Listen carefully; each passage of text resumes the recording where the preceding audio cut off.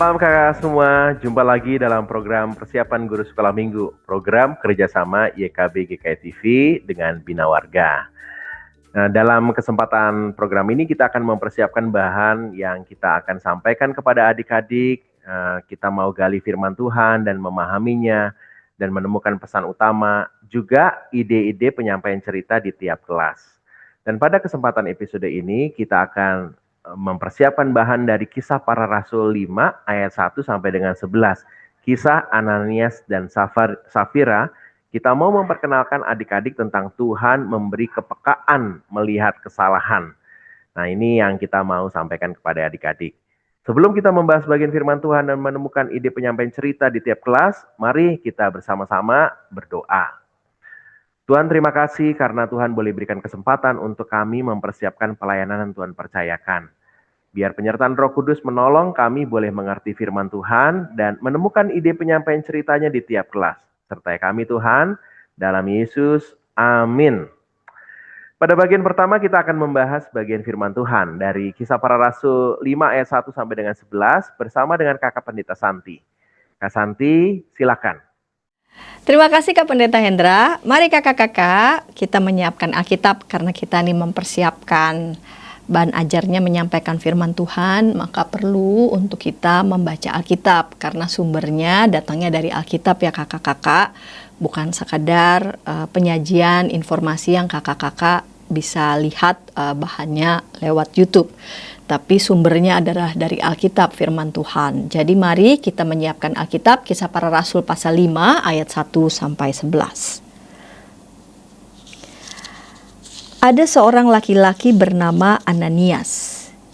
Ia bersama istrinya Safira menjual sebidang tanah miliknya. Dengan setahu istrinya, ia menahan sebagian dari hasil penjualan itu dan sebagian lagi dibawa dan diletakkannya di depan kaki para rasul. Namun Petrus berkata, Ananias, mengapa hatimu dikuasai iblis sehingga engkau mendustai Roh Kudus dan menahan sebagian dari hasil penjualan tanah itu? Selama tanah itu tidak dijual, bukankah itu tetap kepunyaanmu? Dan setelah dijual, bukankah hasilnya itu tetap dalam kuasamu? Mengapa engkau merencanakan perbuatan itu dalam hatimu? Engkau bukan mendustai manusia tetapi mendustai Allah. Ketika mendengar perkataan itu, rebahlah Ananias dan putuslah nyawanya. Semua orang yang mendengar hal itu menjadi sangat ketakutan. Lalu beberapa orang muda datang mengafani mayat itu, mengusungnya keluar dan pergi menguburnya. Kira-kira 3 jam kemudian masuklah istri Ananias, tetapi ia tidak tahu apa yang telah terjadi.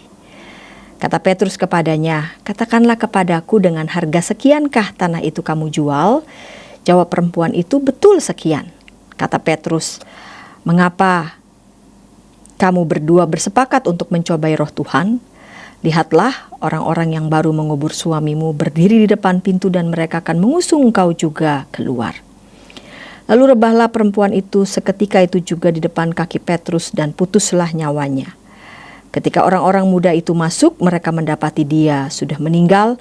Lalu mereka mengusungnya keluar dan menguburnya di samping suaminya. Seluruh jemaat dan semua orang yang mendengar hal itu menjadi sangat ketakutan. Kakak-kakak, ini ceritanya, kisahnya ini lumayan tragis ya. Tragis ya kakak-kakak, jadi diperlukan skill keterampilan bagi kakak-kakak untuk bisa menyampaikan, menyajikan cerita ini yang adalah berisi firman Tuhan bagi anak-anak sekolah minggu. Tuhan memberi kepekaan melihat kesalahan. Ini yang menjadi fokus utama. Nah kakak-kakak, Ananias dan Safira, 2 nama ini muncul dalam kehidupan gereja mula-mula yang penuh kasih. Jadi kalau kakak-kakak lihat Kisah Para Rasul pasal 2, pasca peristiwa Pentakosta, jemaat mula-mula mulai berdiri, mereka dikenal, disukai oleh begitu banyak orang karena mereka hidup dengan kasih.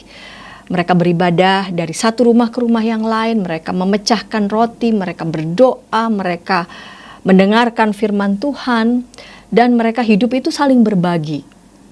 Ya, jika mereka punya hal-hal yang diberkati oleh Tuhan, mereka tidak sungkan untuk berbagi untuk orang lain. Mereka benar-benar sehati dan sejiwa. Tidak ada seorang pun yang berkelebihan banget lalu kemudian ada yang berkekurangan banget. Namun, di tengah persekutuan komunitas yang hidup dipenuhi oleh Roh Kudus, kita bisa melihat bahwa ada saja hati manusia yang bisa dikuasai oleh motivasi-motivasi yang keliru, motivasi-motivasi yang salah. Nah, di sini kita lihat ya kakak-kakak ya, hati manusia bisa saja juga dikuasai oleh motivasi-motivasi yang salah.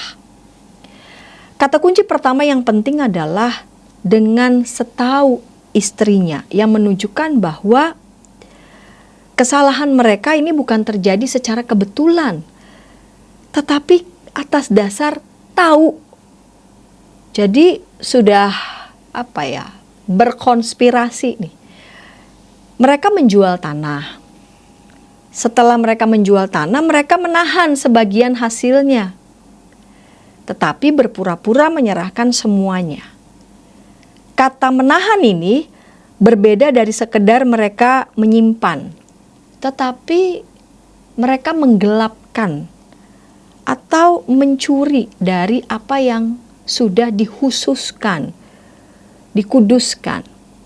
Kisah ini mengingatkan bahwa sekalipun berada dalam sebuah persekutuan rohani, tapi hati manusia itu bisa saja ya condong memilih untuk melakukan kesalahan, pelanggaran. Rasul Petrus tidak mengetahui rencana itu secara manusiawi ya, tetapi Roh Kuduslah yang memberikan kepekaan bagi Rasul Petrus untuk melihat kedalaman hati Ananias. Kata yang dipakai Rasul Petrus sangat tajam. Mengapa hatimu dikuasai oleh iblis? Seolah hati Ananias telah dipenuhi kuasa lain, yaitu bukan berasal dari Roh Kudus. Jadi dosa ini bukan hanya tentang tindakan, melainkan ada dinamika spiritual dalam hati manusia. Engkau tidak mendustai manusia, tetapi mendustai Roh Kudus. Ia hendak menegaskan bahwa kebohongan yang terjadi itu adalah serangan langsung terhadap Roh Kudus yang memimpin gereja. Pengungkapan Rasul Petrus bukan hasil kecurigaan investigasi biasa, melainkan berangkat dari kepekaan ilahi. Ya, Rasul Petrus berarti biasa ini ya, melakukan discernment, perenungan, melatih kepekaan ilahi yang Tuhan berikan kepada pemimpin gerejanya.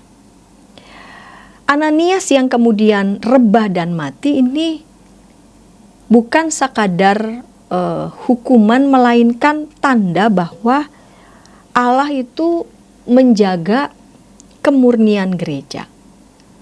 Putuslah nyawanya berarti menghembuskan napas terakhir secara tiba-tiba.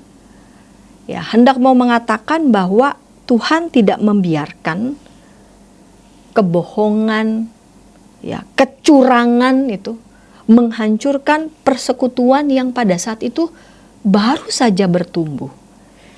Nah, peristiwa itu membuat begitu banyak orang menjadi sangat takut. Ya, ketakutan ini bukan rasa sekedar takut ya, tetapi ada rasa hormat yang mendalam pada kekudusan Tuhan.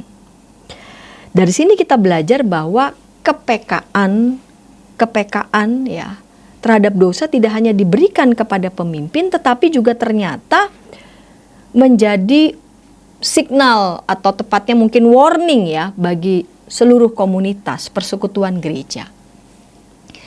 Tidak lama kemudian, 3 jam kemudian, Safira datang, ya, tanpa mengetahui apa yang terjadi.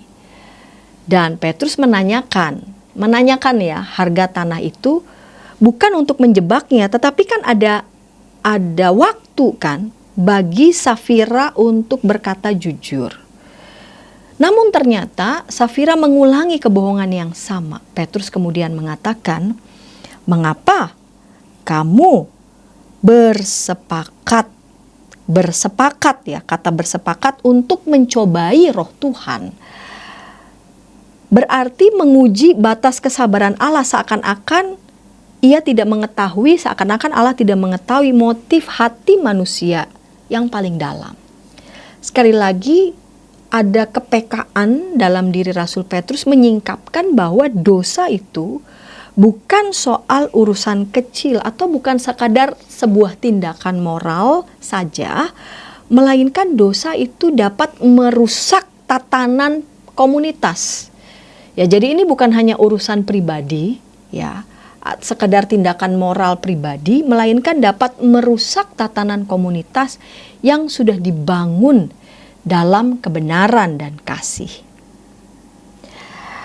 Apa yang terjadi? Yang terjadi adalah seluruh jemaat dan semua orang yang mendengar hal itu menjadi sangat ketakutan. Ya. Jemaat, eklesia yang dipakai dalam Kisah Para Rasul menunjukkan bahwa gereja bukan sekedar kumpulan, ya, tetapi sebuah persekutuan komunitas yang hidup di bawah otoritas Allah yang kudus.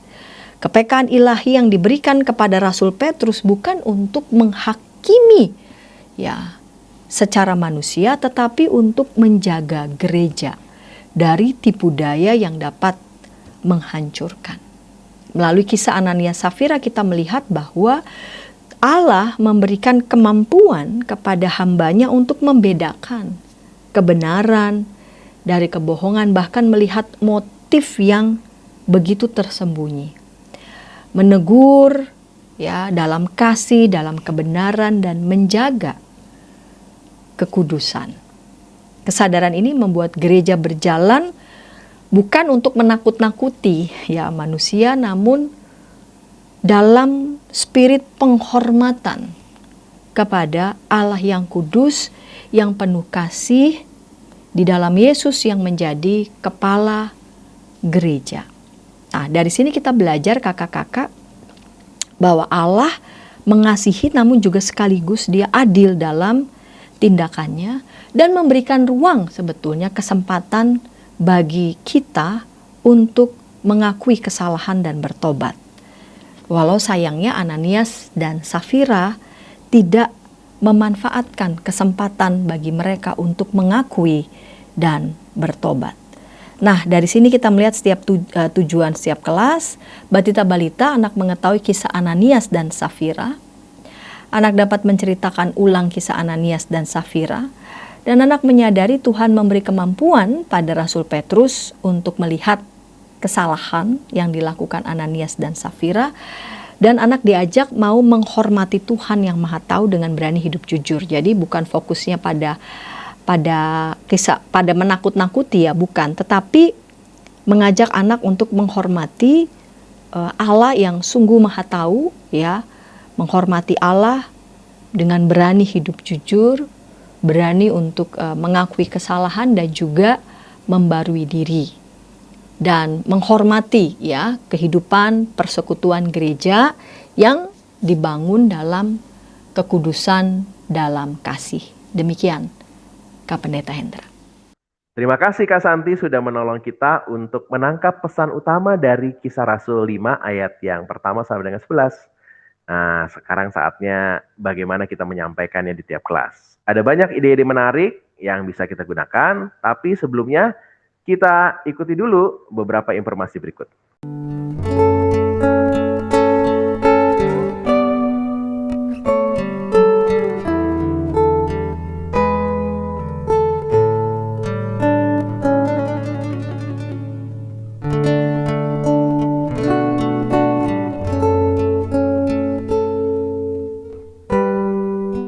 Masih dalam program persiapan guru sekolah minggu, kita sedang membahas kisah Ananias dan Safira. Kita mau memperkenalkan Tuhan yang memberi kepekaan melihat kesalahan. Kisah Rasul 5 ayat 1 sampai dengan 11 menjadi bahan Alkitab yang kita akan sampaikan kepada adik-adik. Nah, kita sudah membahas bagian firman Tuhan ini, menemukan pesan utamanya bersama Kakak Pendeta Santi tadi. Nah, sekarang kita akan dipandu oleh Kak Esther. Bu Esther akan membantu kita untuk menemukan ide penyampaian cerita di kelas Batita Balita. Yuk, kita ikuti ya ide-ide menarik dari Kak Esther. Silakan. Salam jumpa kakak-kakak sekolah minggu. Senang sekali kita bisa bertemu lagi dalam sesi pembelajaran untuk kelas Batita dan Balita. Berharap usulan pembelajaran yang dibagikan hari ini dapat memberi inspirasi bagi kakak-kakak semua yang melayani kelas Batita dan Balita. Kakak-kakak, kisah Alkitab tentang Ananias dan Safira ini untuk kelas Batita dan Balita perlu dibawakan dengan sangat hati-hati. Ada beberapa kalimat atau kata yang perlu dihindari, seperti misalnya sebagai berikut, kematian, atau perlu juga dihindari hukuman yang menakutkan. Perlu juga dihindari kalimat kalau bohong nanti dihukum Tuhan, atau kalau bohong nanti mati, atau Tuhan marah lalu menghukum. Ini semua perlu dihindari di kelas Batita dan Balita. Dan hindari juga penjelasan detail tentang kematian Ananias dan Safira. Hal-hal tersebut perlu dihindari karena dapat menimbulkan ketakutan buat anak-anak dan pastinya itu jauh dari tujuan pembelajaran kita kali ini, yaitu yang pertama, anak mengetahui kisah Ananias dan Safira, dan tujuan yang kedua, kita akan mengajak anak untuk bercerita kisah Ananias dan Safira, atau jika ingin tujuannya lebih aplikatif, kita dapat ubah menjadi mengajak anak untuk berkata jujur. Di dalam cerita hukuman Tuhan, kita ganti dengan Tuhan tidak senang. Bahan-bahan yang perlu kakak siapkan sebelum bercerita sebagai alat peraga cerita, yaitu yang pertama, kakak dapat menyiapkan 2 kantung uang atau 2 kantong plastik yang menceritakan ini berisi uang, atau uangnya sendiri, atau uang koin, atau juga uang logam, atau bisa juga kakak menyiapkan uang monopoli, tergantung ketersediaan yang kakak miliki. Kemudian bahan yang perlu disiapkan juga yaitu beberapa permen yang cukup untuk anak-anak di kelas Batita dan Balita. Seorang bisa dapat 2, bisa dapat 3, atau dapat 4.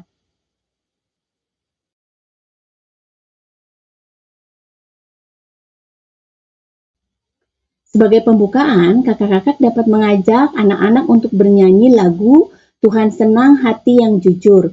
Untuk lagu dan PPT-nya, ini kakak-kakak dapat mengaksesnya pada link di deskripsi.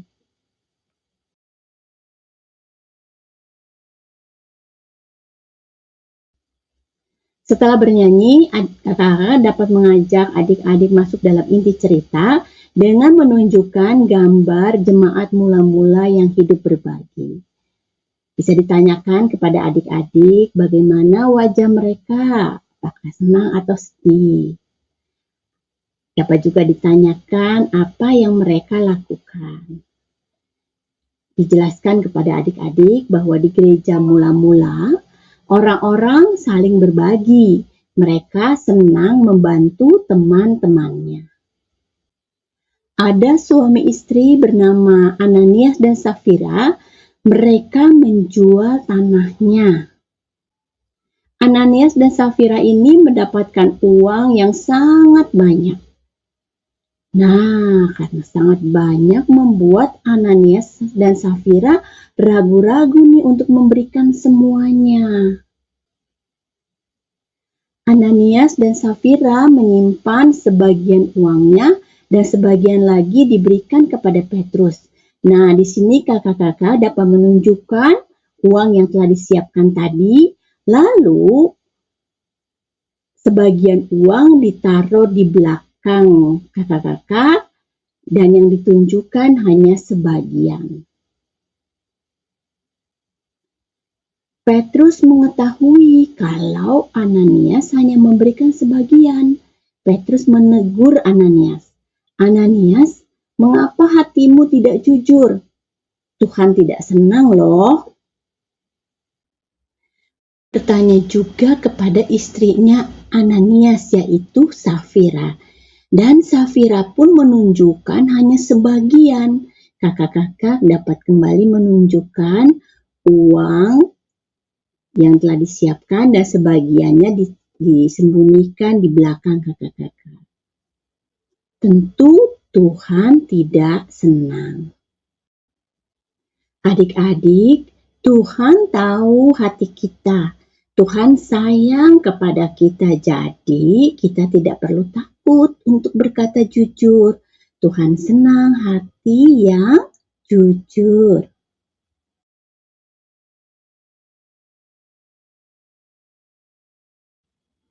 Sebagai penutup, kakak-kakak dapat memberi sejumlah permen kepada setiap anak, lalu meminta anak menunjukkan semua permennya.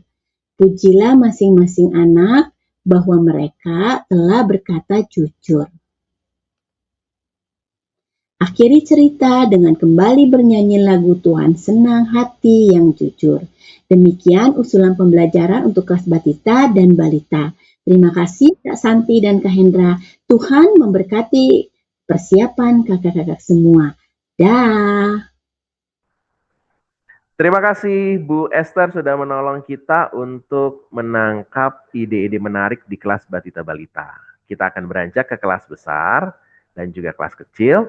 Tapi sebelumnya kita ikuti dulu beberapa informasi berikut. Dari kungkungan malam gelap. Nyanyikanlah nyanyian baru setiap hari Rabu pukul 12 waktu Indonesia Barat. Dapat Anda nikmati di channel Lagu Rohani YKB TV.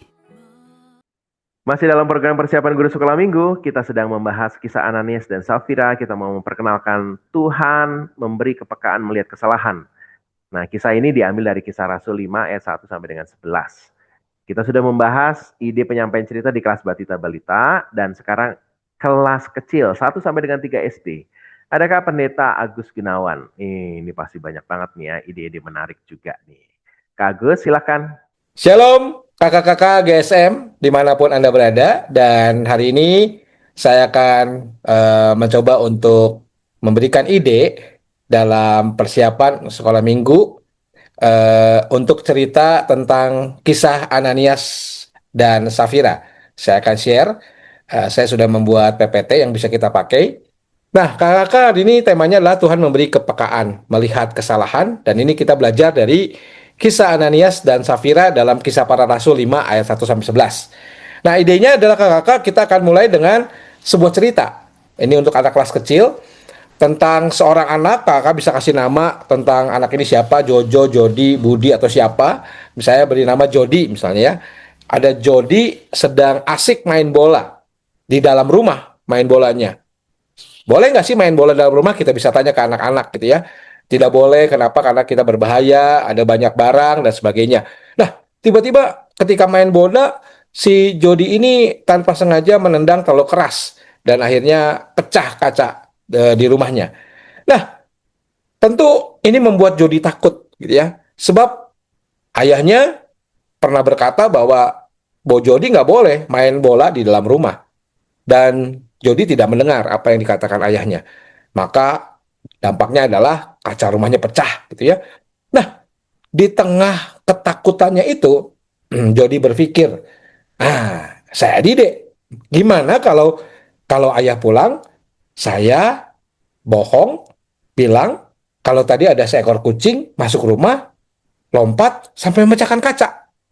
Nah, di sini kakak-kakak bisa tanya dulu ke anak-anak, setuju nggak kalau berbohong? Lalu anak-anak mungkin ada yang setuju, ada yang enggak. Kita tanya dulu alasan kenapa setuju atau enggaknya. Nah, kakak bisa bertanya ke anak-anak, siapa yang lebih baik jujur? Angkat tangan. Siapa yang tidak jujur? Angkat tangan. Lalu kita bisa tanya dulu ke anak-anak, kenapa mereka harus jujur, kenapa mereka takut untuk berkata jujur. Ya, dari sini kita bisa berinteraksi dulu dengan anak-anak. Lalu di situ kita bisa melakukan adegan tentang kucing Jody, kucing Jody, kucing tuh kucing ya, tapi Jody kucing, Jody kucing, Jody tuh Jody. Jadi yang mana ya bingung. Nah, ketika bingung itu anak itu memang susah ya untuk berkata jujur. Anak ini takut kalau dia yang ketahuan melakukan itu, papanya nanti marah. Jadi dia masih berpikir, kucing apa Jody ya?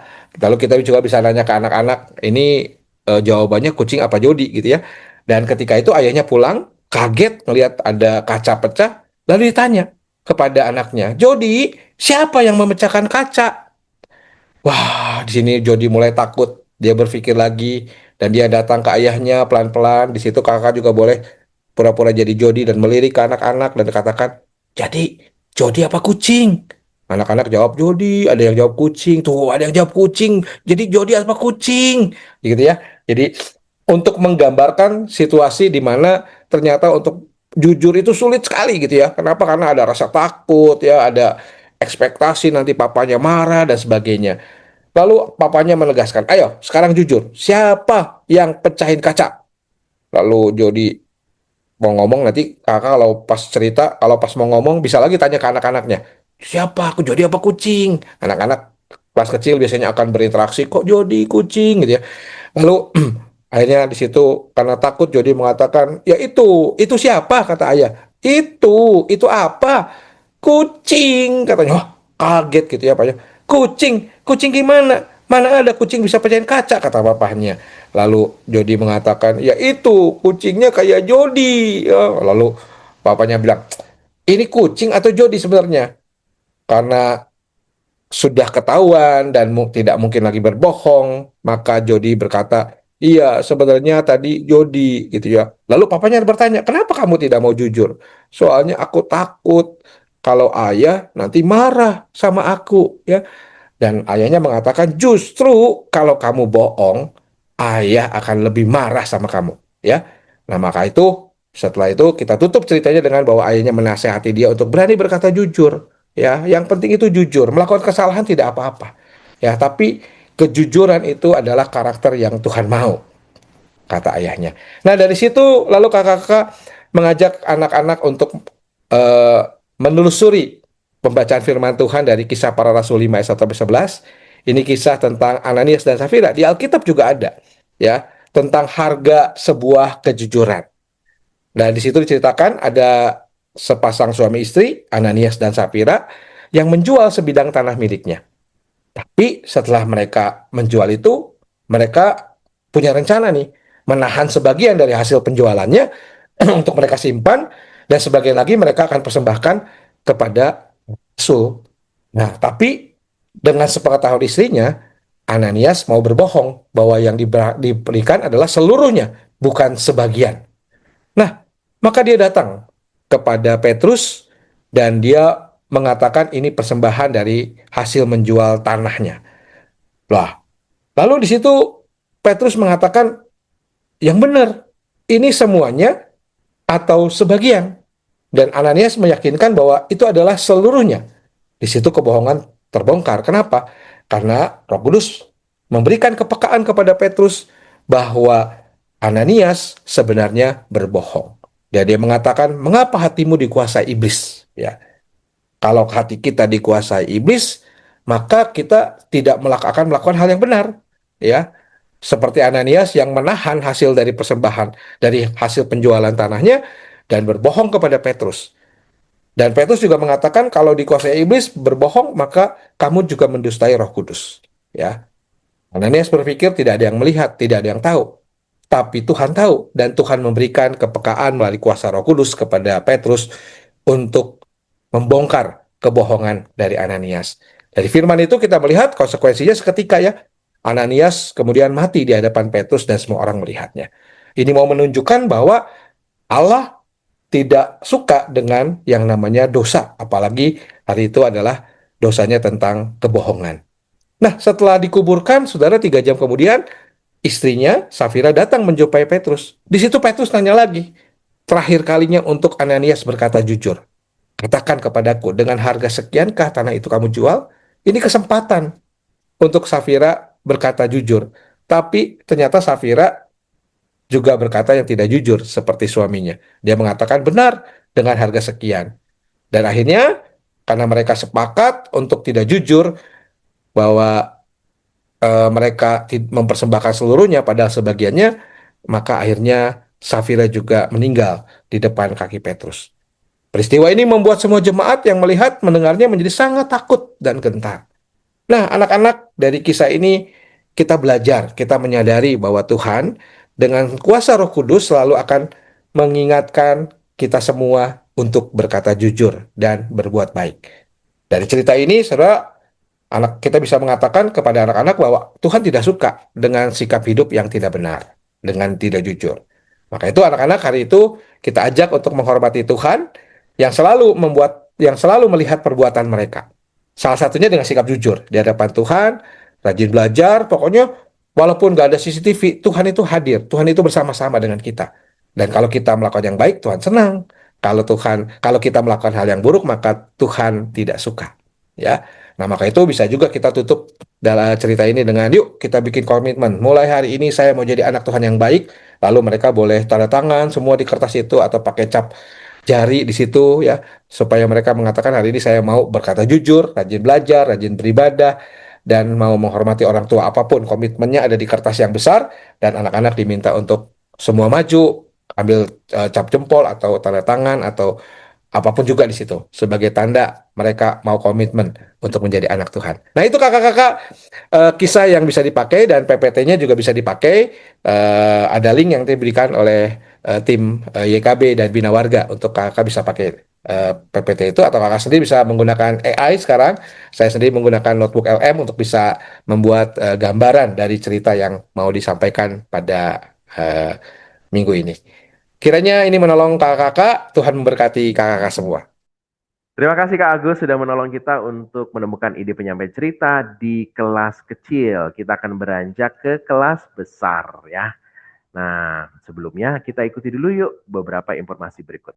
Dari kungkungan malam gelap, Nyanyikanlah nyanyian baru setiap hari Rabu pukul 12 waktu Indonesia Barat. Dapat Anda nikmati di channel Lagu Rohani YKB TV. Masih dalam program persiapan guru sekolah minggu, kita sedang membahas kisah Ananias dan Safira, dan kita mau memperkenalkan adik-adik tentang Tuhan yang memberi kepekaan melihat kesalahan. Kisah Rasul 5 ayat 1 sampai dengan 11, ini adalah bahan Alkitabnya. Nah, kita sudah membahas bagian teks firman Tuhan dan menemukan pesan utamanya, bagaimana menyampaikan cerita di kelas Batita Balita dan kelas kecil 1-3 sampai dengan 3 SD. Nah, sekarang giliran kita akan melihat ide-ide apa nih yang bisa kita gunakan di kelas 4 sampai dengan 6 SD, yaitu kelas besar.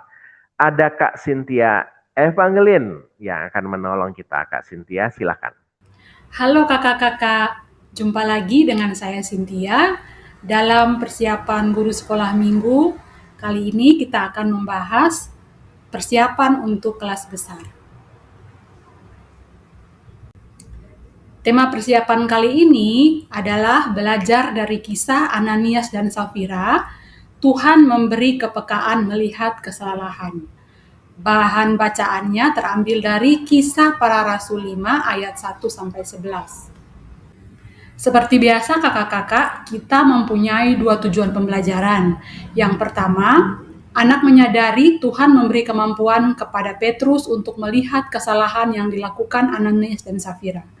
Yang kedua, anak mau menghormati Tuhan yang Maha Tahu dengan berani hidup jujur. Baiklah, kita akan memulai dengan kegiatan apersepsi sebagai kegiatan pendahulu. Untuk kali ini saya membagikan ide kegiatan apersepsi dengan tema filter kehidupan. Bagian ini sebenarnya ingin menjelaskan kepada anak-anak tentang fenomena yang ada di kehidupan mereka sehari-hari, bahwa pada masa-masa sekarang ini banyak orang yang lebih suka terlihat menarik atau terlihat keren secara visual dari luar, walaupun sebenarnya kenyataannya tidak seperti itu.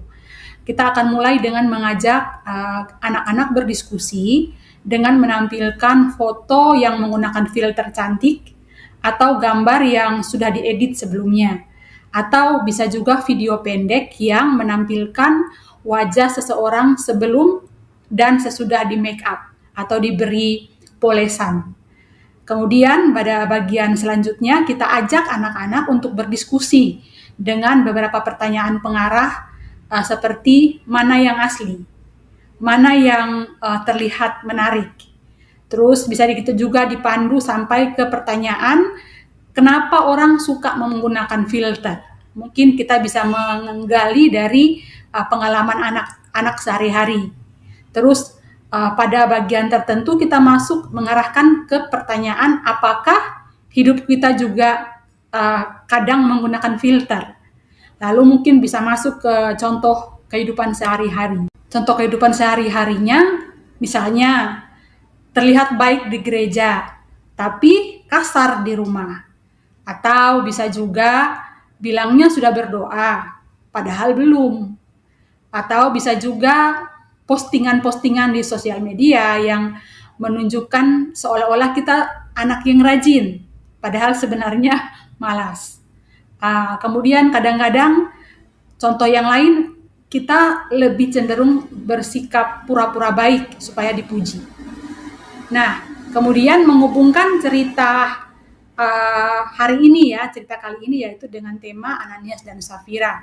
Kita sampaikan kepada adik-adik bahwa kita akan belajar tentang Ananias dan Safira yang ingin terlihat baik, tapi ternyata berbohong kepada Tuhan. Selanjutnya, kita masuk pada ide penyampaian firman. Setelah berdoa dan membaca teks Alkitab, ada satu ide alat peraga yang dapat kakak-kakak gunakan untuk alat bantu sepanjang menyampaikan firman kali ini, yaitu topeng kertas. Pada bagian topeng kertas yang tampak tersenyum, bagian depannya tertulis karakter-karakter baik seperti suka menolong, jujur, suka berbagi, dan lain-lain. Sedangkan pada sisi bagian dalamnya tertulis karakter yang sebaliknya dari bagian yang depan. Mungkin tulisannya ingin dipuji, pura-pura, dan selanjutnya. Kemudian kakak-kakak akan mulai menyampaikan firman dengan kembali mengingatkan cara hidup jemaat mula-mula kepada adik-adik ya, seperti mereka suka berbagi, suka menolong, mereka menjual harta mereka untuk dibagikan kepada orang-orang yang membutuhkan. Selanjutnya kita kembali ke teks yang kita baca dan kita sampaikan tentang tokoh Ananias dan Safira. Kita ingatkan kepada adik-adik bahwa dalam kisah yang kita baca tadi, Ananias dan Safira pun melakukan hal yang sama. Mereka ingin menjual sebidang tanah mereka dan kemudian mereka ingin berbagi kepada umat jemaat mula-mula pada waktu itu. Namun yang mereka lakukan adalah satu perbuatan yang tidak jujur. Mereka berlaku tidak jujur. Mereka menjual sebidang tanah, kemudian menahan sebagian hasilnya, tetapi kemudian mereka ketika membawanya ke hadapan jemaat, mereka mengatakan bahwa itu adalah semua yang hasil dari penjualan mereka. Dan dari bagian ini kita tekankan kepada adik-adik bahwa tokoh Ananias dan Safira ini mereka mementingkan apa yang terlihat di luar ya, daripada kejujuran di hadapan Tuhan. Kemudian pada kisah ini juga tertulis bahwa Tuhan memberi Petrus kepekaan untuk melihat dosa yang tersembunyi. Tentunya Petrus tidak asal memberikan tuduhan, tetapi kita percaya bahwa Roh Kudus mengingatkan Petrus atau memberikan kepekaan kepada Petrus untuk melihat dosa yang tersembunyi. Dan ini juga mengingatkan kepada kita pada zaman sekarang bahwa ketika ada yang tidak benar, hal yang tidak benar yang kita lakukan, ada Roh Kudus yang mengingatkan kita. Nah, pada bagian ini sebagian orang tentu akan terkecoh oleh penampilan luar dari Ananias dan Safira ya, yang mengatakan dengan kesungguhan bahwa mereka telah memberikan semuanya. Tapi tentunya kita semua tahu, adik-adik juga tentu tahu bahwa kita tidak bisa menipu Tuhan. Tuhan yang Maha mengetahui, bahkan mengetahui hal yang jauh tersembunyi di dalam hati kita. Selanjutnya ketika Safira yang kemudian menyusul datang, dan ketika dia juga mendapatkan pertanyaan yang sama, konfirmasi dari Petrus, ternyata Safira pun ikut dalam kebohongan yang sudah mereka rekayasa sebelumnya. Sehingga tentunya setelah mengatakan hal yang sama, Safira pun mendapatkan akibat dari perbuatan mereka, yaitu Ananias dan Safira kemudian mati, meninggal pada hari itu juga. Nah, dalam kisah ini di bagian terakhir dituliskan bahwa semua jemaat mula-mula tentunya melihat peristiwa ini dan belajar menghormati Tuhan yang tidak melihat tindakan saja, melainkan juga melihat hati. Kemudian kita masuk kepada kesimpulan firman. Karena ini anak-anak di kelas besar, kita sudah bisa ajak diskusi, maka kesimpulan firman kali ini kita mulai dengan berdiskusi dengan pertanyaan-pertanyaan pengarah yang seperti kenapa orang suka pura-pura baik. Kita bisa menggali dari pengalaman adik-adik ya, kira-kira pandangan mereka kenapa sih orang-orang suka berpura-pura baik atau mereka suka berpura-pura baik. Kemudian kita juga bisa tahu ya, pertanyaan lebih lanjut, mana yang susah untuk mereka lakukan. Jujur, bersikap jujur, atau terlihat keren, terlihat hebat di mata orang-orang. Kemudian ada juga pertanyaan yang selanjutnya yang lebih dalam. Kita mau tanyakan kepada mereka dalam kehidupan mereka sehari-hari, mungkin di sekolah, apabila semua teman mereka berbohong, apakah mereka punya keberanian untuk tetap berkata jujur? Ini sebenarnya ingin menekankan kepada adik-adik agar mereka punya pemahaman yang benar dan juga tentunya keberanian, sehingga mereka mampu bersikap beda, tampil beda, walaupun orang-orang di sekitar mereka mayoritas memilih hal yang salah, mereka dapat menunjukkan kualitas iman mereka dengan tetap hidup sesuai dengan yang Tuhan mau, yaitu bersikap jujur. Dalam kesimpulan firman ini juga kita tegaskan poin-poin pembelajaran, yaitu yang pertama, Tuhan Maha mengetahui apa yang tersembunyi. Jadi sebenarnya tidak ada yang benar-benar tersembunyi di hadapan Tuhan, karena Tuhan mampu melihat semuanya. Tuhan Maha mengetahui. Kemudian bagian yang kedua adalah Roh Kudus itu memberikan kepekaan ketika ada yang salah, ya, ada sesuatu yang tidak benar, yang tidak sesuai dengan firman Tuhan, maka Roh Kudus akan mengingatkan kita ya untuk sadar atau memiliki kepekaan, oh ini hal yang salah, ini bukan hal yang Tuhan inginkan untuk kita lakukan. Kemudian kita juga tegaskan kepada adik-adik bahwa kejujuran itu jauh lebih penting daripada yang terlihat keren di luar gitu. Tuhan lebih senang dengan orang yang jujur ya. Tuhan tidak mencari orang yang sempurna, tetapi orang yang mau taat hidup menurut apa yang Tuhan inginkan. Kemudian bagian yang keempat, menghormati Tuhan itu berarti kita hidup sama ya, yang di depan orang maupun yang di belakang orang. Tentunya kita tidak ingin adik-adik hidup seperti bersikap seperti Ananias dan Safira ya. Kita ingin mereka adalah orang-orang yang punya integritas, yang hidup bersikap jujur, bersikap baik, bersikap sesuai dengan kehendak Tuhan walaupun tidak ada yang melihat. Kemudian bagian penutup yang untuk menguatkan pesan firman hari ini masih berhubungan dengan topeng, masih berhubungan dengan alat peraga yang tadi dipakai oleh guru sekolah minggu, yaitu tentang melepas topeng kehidupan. Jadi pada bagian aktivitas ini, guru sekolah minggu menyiapkan template topeng dari kertas, topeng kertas. Kemudian kita minta anak-anak sekolah minggu untuk menuliskan pada bagian depan tampilan yang dilihat orang pada bagian depan topeng yang mereka hias ya. Kemudian ada juga yang mereka tuliskan tampilan pada bagian yang bagian dalam topeng ya, yang tidak dilihat oleh orang ya, hal yang sebenarnya ada di hati mereka.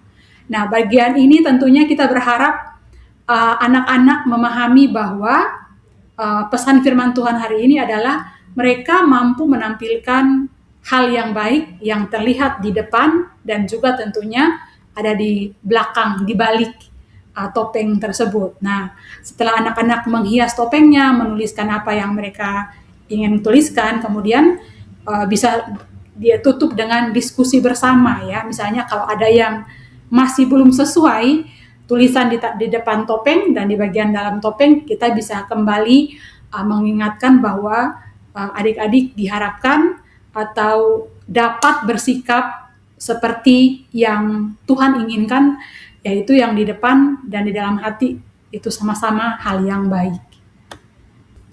Pada bagian akhir tak lupa ada ayat emas dari Mazmur 145 ayat 17. Tuhan itu adil dalam segala jalannya dan penuh kasih setia dalam segala perbuatannya. Demikianlah ide penyampaian firman untuk kelas besar kali ini. Selamat bersiap-siap, kiranya Tuhan Yesus memberkati persiapan kakak-kakak dan menjadi berkat bagi anak-anak. Terima kasih kakak-kakak, sampai ketemu lagi, Tuhan Yesus memberkati. Terima kasih Kak Cynthia Evangeline sudah menolong kita untuk menemukan ide di kelas besar. Wah, sudah semua deh ya. Bahan Alkitab sudah, nah cerita di kelas Batita Balita, juga kelas kecil karena besar. Silakan kakak kelola semua ide-ide ini sesuaikan dengan konteks kakak-kakak masing-masing. Dan yang terpenting, kakak sendiri mengenal Tuhan yang memberi kepekaan melihat kesalahan, dan akhirnya adik-adik mengenal pengenalan yang serupa tentang Tuhan. Yuk kita tutup dalam doa ya.